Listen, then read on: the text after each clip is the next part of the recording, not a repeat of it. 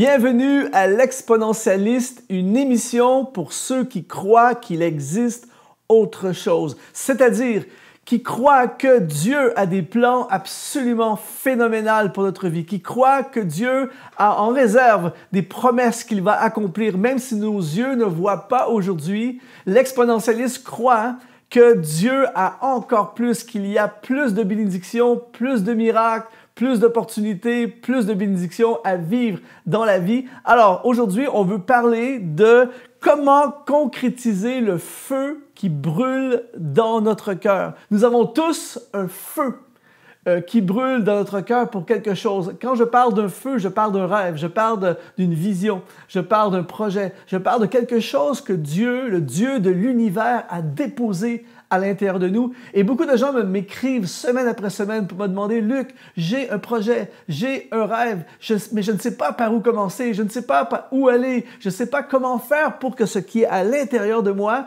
puisse venir à l'existence. » Ce qui est intéressant, c'est qu'à chaque fois que Dieu désire que quelque chose se réalise, il va placer dans le cœur d'un homme, d'une femme comme toi et moi, il va placer un feu. Il va allumer un feu, il va déposer une vision et il a choisi, c'est sa façon, c'est son modus operandi, sa façon de fonctionner, c'est que pour réaliser quelque chose, il va toujours passer à travers quelqu'un. Donc, tu es quelqu'un que Dieu a choisi pour réaliser, amener à l'existence un feu. Alors, on regarde aujourd'hui comment amener ce feu à la réalité, comment faire pour qu'il arrive.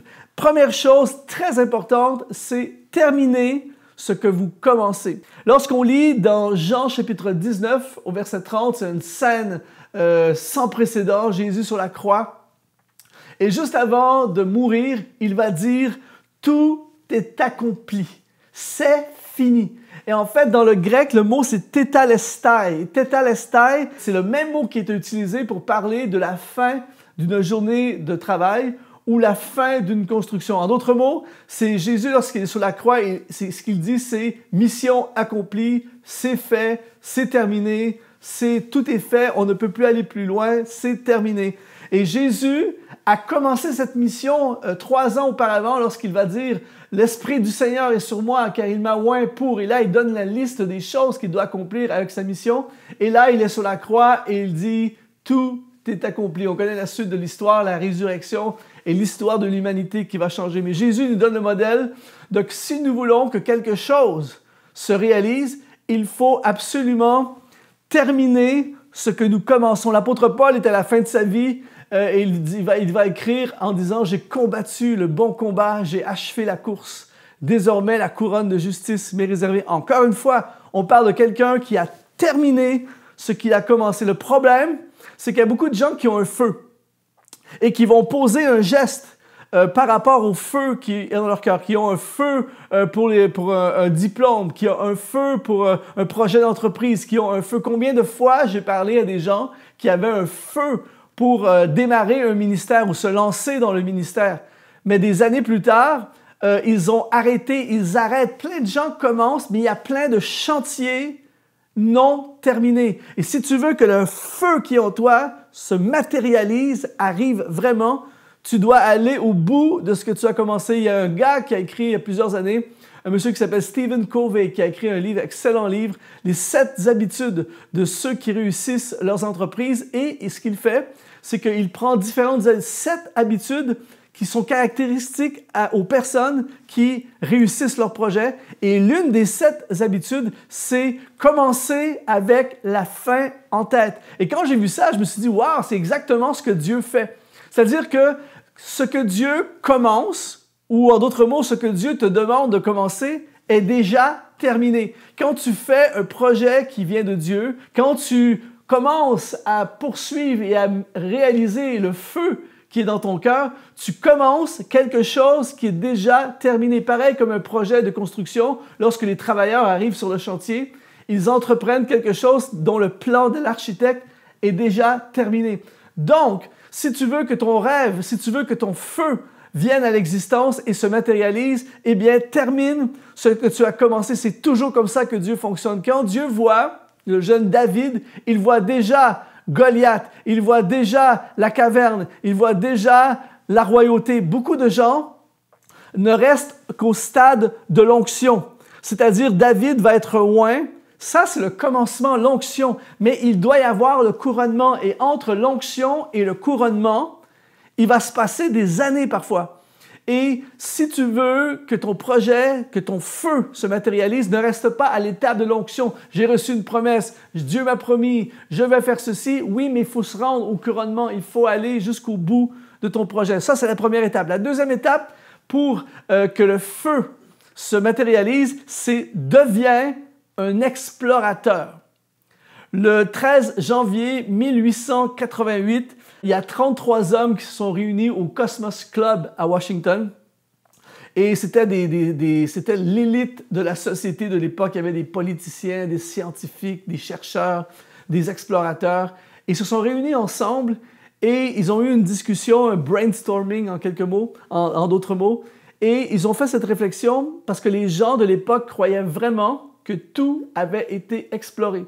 Et eux croyaient le contraire. Ils se sont dit, c'est impossible que tout soit exploré. Il faut explorer encore plus. Et ils ont fondé la Société nationale géographique. Ils ont découvert par la suite, en allant explorer les confins de la Terre, les fonds des océans, ils se sont aperçus que finalement, il existait autre chose. Ils se sont aperçus qu'il y avait plein de choses qui n'avaient pas encore été découvertes. Ils ont découvert ce qui n'avait pas été découvert en explorant. Et aujourd'hui, j'aimerais activer en toi l'esprit explorateur. Je crois que l'Église a besoin de retrouver cet esprit explorateur parce que partout dans les Écritures, il s'est passé des choses, des miracles et des feux qui sont venus à l'existence par l'exploration. Si on regarde, par exemple, dans le livre des Actes des Apôtres, au chapitre 13, au verset 2, il est écrit « Pendant qu'ils servaient le Seigneur dans leur ministère », on parle de Paul et Barnabas ici, le Saint-Esprit dit « Mettez-moi à part Barnabas et Saul pour l'œuvre à laquelle je les ai appelés. » Bang! Tout à coup, ils sont activés, il y a un feu dans leur cœur. Maintenant, Actes chapitre 13, au verset 3, « Alors, après avoir jeûné et prié, ils leur imposèrent les mains et les laissèrent partir. Barnabas et Saul, envoyés par le Saint-Esprit, descendirent à Séleucie, et de là, ils s'embarquèrent pour l'île de Chypre. Arrivés à Salamine, ils annoncèrent la parole de Dieu dans les synagogues des Juifs. » Ils sont activés, il y a un feu dans leur cœur, mais pour que ça se réalise, ils doivent partir vers l'inconnu. Ils doivent explorer. Et là, ils vont arriver dans des villes, il n'y a pas d'église. Ils vont aller dans des synagogues, là où il y a des gens, ils explorent, ils ne savent pas trop encore ce qui va se passer, mais leur exploration a donné naissance à l'implantation de l'Église mondiale. Et je crois qu'il y a plein de choses pour ta vie qui n'ont pas encore été, ça n'a pas encore été découvert de ta part, mais tu vas le découvrir en explorant. Je lisais récemment sur la vie de Thomas Edison qui a à son actif plus de 1000 brevets. Il est le père de l'ampoule électrique et il était tout le temps en train de chercher, d'inventer, de chercher des nouveaux chemins, d'explorer des nouvelles voies. Et il raconte qu'il a échoué plus de 1000 fois avant de créer l'ampoule électrique. Mais il dit, je n'ai pas échoué. J'ai découvert 1000 façons à ne pas faire. Donc, il avait compris que pour que quelque chose, que ce qu'il lui imaginait, ce qu'il concevait, pour que ça puisse arriver, il devait explorer. Et explorer implique d'aller là où tu n'es pas allé et de faire ce que tu n'as jamais fait auparavant. Et je veux t'encourager aujourd'hui, alors que tu nous regardes en ce moment, je veux t'encourager à ressusciter d'une certaine façon l'esprit explorateur en toi. C'est comme ça que le feu qui brûle en toi va se réaliser. Jeff Bezos, le fondateur d'Amazon, raconte dans une interview que j'ai vue récemment qu'il a dépensé plusieurs centaines de millions de dollars dans des projets afin de découvrir des nouveaux business. Et c'est pour ça que, parce qu'il est explorateur, c'est comme ça qu'il a pu créer quelque chose de sans précédent. Il raconte que lorsqu'il a commencé Amazon, qui est un des plus gros commerces, sinon le plus gros commerce détaillant au monde, il raconte qu'il a quitté un emploi très rémunérateur pour se lancer dans ce projet d'Amazon dont il n'avait aucune idée si c'était pour fonctionner. Et grâce à son esprit explorateur, il a donné naissance à quelque chose d'absolument exceptionnel. C'est la même chose pour toi et moi. Ressuscitons, éveillons l'esprit explorateur. Ne soyons pas comme l'éléphant de cirque.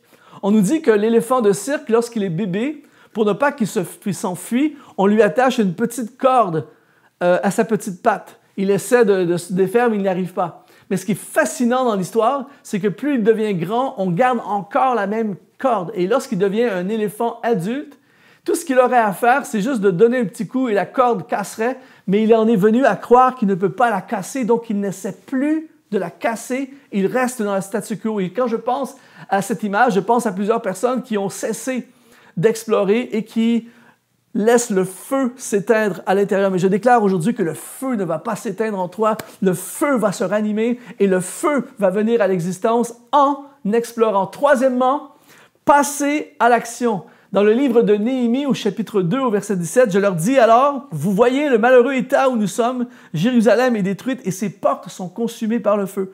Venez, rebâtissons la muraille de Jérusalem et nous ne serons plus dans l'opprobre. » La situation de Néhémie est vraiment compliquée. Ils sont déportés, Jérusalem est dévastée.